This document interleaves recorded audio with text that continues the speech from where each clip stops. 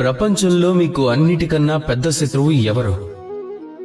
ఈ ప్రశ్న ఎవరినైనా అడగండి, ప్రతి ఒక్క వ్యక్తి దగ్గర ఎవరో ఒకరి పేరు తప్పకుండా ఉంటుంది. వారిని తమ శత్రువులుగా నమ్ముతారు. పదండి, మీకు వాస్తవికతను వివరిస్తాను. ఈ ప్రపంచంలో మీకు అన్నిటికన్నా పెద్ద శత్రువు ఎవరంటే మరెవరో వ్యక్తి కాదు. మీ అన్నిటికన్నా పెద్ద శత్రువు ఏంటంటే భావం. ఈ భావం మరి ఎక్కడ ఉండదు, మీ లోపలే ఉంటుంది. ఈ భావం మీకు నష్టం కలిగించగలదు, మిమ్మల్ని దుఃఖించేలా చేయగలదు. భావంలానే అహంకారం, లోభి, క్రోధం, మోహం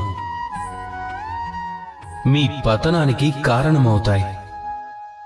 అహంకారం మీరు మరొకరిని తక్కువగా చూడటంలో కారణమవుతుంది.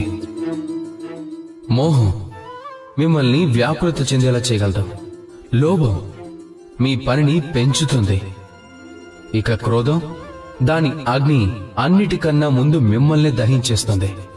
ఎలా అయితే మనం వేరే శత్రువు గురించి ఆలోచిస్తామో, ఈ శత్రువు గురించి ఏంటి? ఎలా ఈ శత్రువుని మనం ఓడించగలుగుతాం? ఇక ఈ అస్త్రం పేరే సంతృప్తి. ఈ సంతృప్తి మీ మనసుకు శాంతిని ప్రసాదిస్తుంది.